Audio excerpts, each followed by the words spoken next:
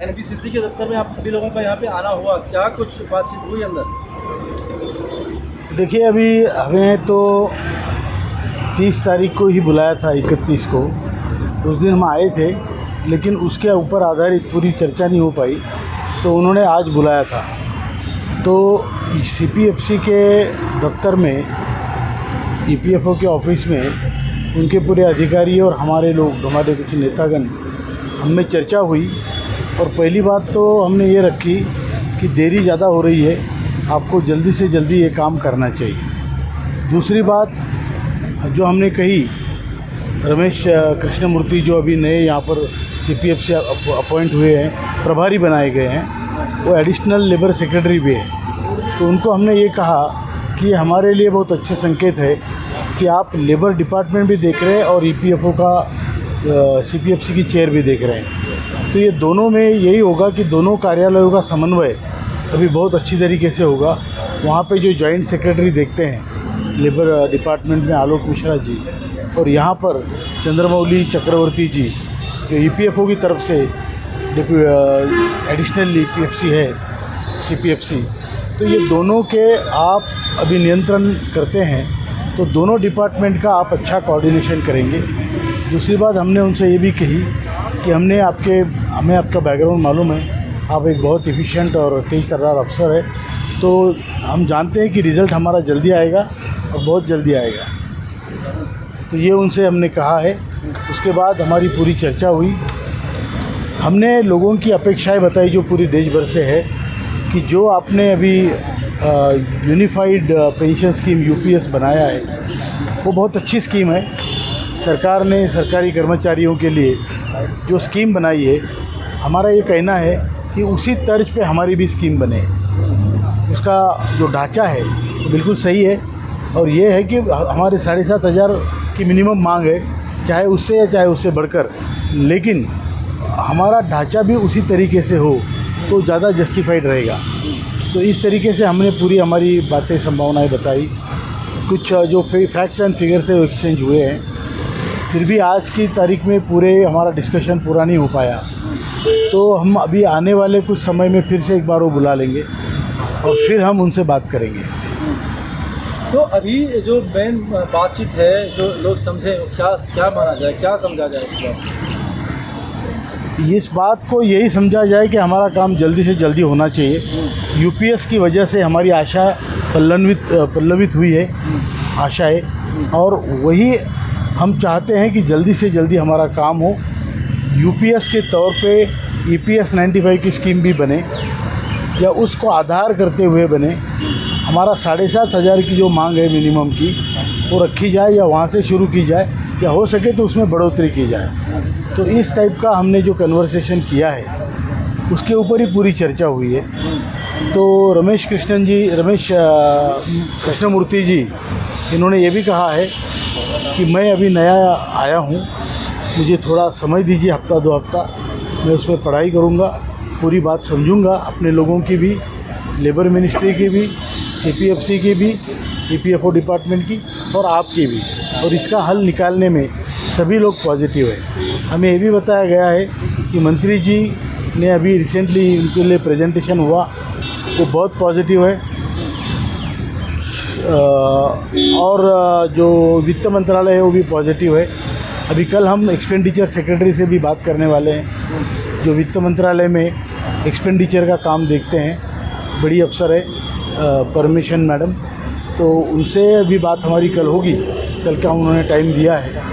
उसके बाद हम कोशिश करेंगे मंत्री जी से भी मिलकर इस पूरी कार्यान्वयन को थोड़ी गति प्रदान करें। तो जंतर मंतर पर जो आप लोगों ने आंदोलन प्रदर्शन किया था अभी पिछले महीने, और एक अल्टीमेटम वहाँ से आया था कि 31 अगस्त तक यदि हमारी बात को नहीं मानी जाती है तो कमेटी एक नया निर्णय लेगी, तो क्या उस विषय में भी कुछ बातचीत हो रही है? देखिए, कमेटी का निर्णय तो कमेटी खुद डिसाइड करेगी अपने नेताओं से बात करके।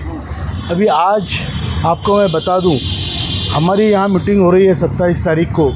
पूरे देश में जहाँ जहाँ ईपीएफओ ऑफिसेज है और जहाँ उनका निधि आपके निकट कार्यक्रम चल रहा है, वहाँ सभी तरफ लोगों ने निवेदन दिए हैं, और देश का एक भी कोना छूटा नहीं है। अंडमान से लेके कश्मीर तक हर जगह निवेदन दिए गए हैं, और उसमें ये बताया गया है कि अगर आपने यूपीएस किया है अच्छी बात है, हमारे लिए भी कुछ करो, और ये इसी तर्ज पे निवेदन दिए गए हैं। आगे जो चल के कार्यक्रम होगा, अभी आज शायद उन्होंने इसीलिए बुलाया है कि हमें बताया जाए कि हम कोशिश में है, जल्दी करने की चिंता में हैं, तो आप कुछ ना करें, शायद यही उनका संकेत होगा। लेकिन हम अपना डिसाइड करेंगे, अगर इसमें हमें देरी लगती है तो हम आगे का प्रोग्राम अपने संगठन में डिसाइड करके करेंगे। अच्छा, पिछले महीने जो आंदोलन हुई उसमें बहुत सारे नेता आए, आपके साथ में सांसद आए, और तमाम ऐसी बातों का उन्होंने जिक्र किया कि हम सदन में जाके इसकी चर्चा करेंगे, लेकिन कोई ऐसी बातें अभी तक वहाँ पर आई नहीं। देखिए, संसद में उनके बोलने के लिए कुछ समय का और पार्टी के हिसाब से बंधनकारक होता है। तो सारे सांसद जो हमारे पक्ष में भी है, तो उन सबको बोलने का मौका वहाँ पे नहीं मिलता। एक प्रातिनिधिक तौर पे बोला जाता है। तो कांग्रेस की तरफ से श्रीमंत छत्रपति शाहू महाराज बोले, राष्ट्रवादी कांग्रेस की तरफ से सुप्रिया सुळे बोली, कम्युनिस्टों की तरफ से प्रेमचंद्रन जी बोले, और भी कई सांसद हैं जिन्होंने बोला है। लेकिन आपको मैं बता दूं, आप उस दिन थे जंतर मंतर पे, तकरीबन 11 सांसद आए थे।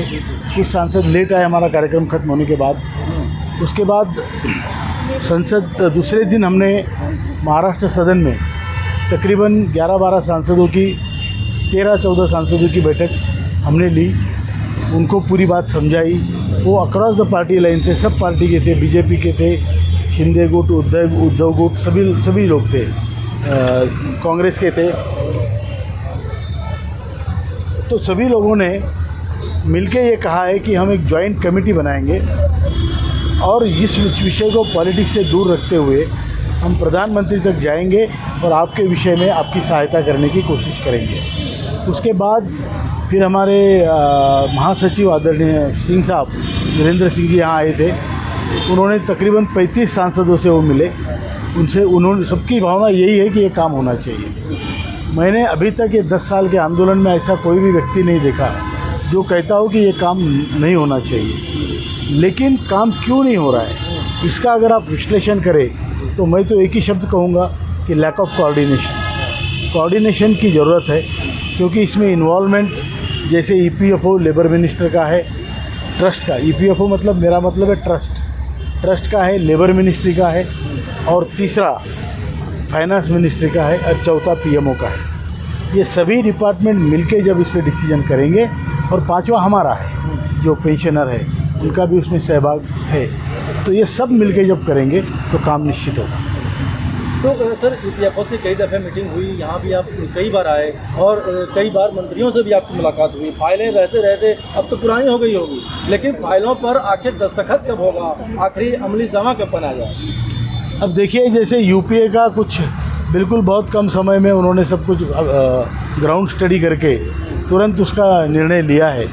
हम वही अपेक्षा कर रहे हैं कि जो लोग अभी ये बैठकें कर रहे हैं, मंत्री जी यहाँ मेरे हिसाब से पिछले 2 हफ्तों में 4 बार आके गए हैं, और यहाँ पर आकर वो प्रेजेंटेशन लेते हैं, खुद पार्टिसिपेट करते हैं। और जहाँ तक अभी कल मेरी हेमा मालिनी जी से भी बात हुई, आज हुई बल्कि, तो उन्होंने भी ये कहा है कि उनकी भी कोशिशें जारी है, सबकी कोशिशें अपनी स्तर पर जारी है।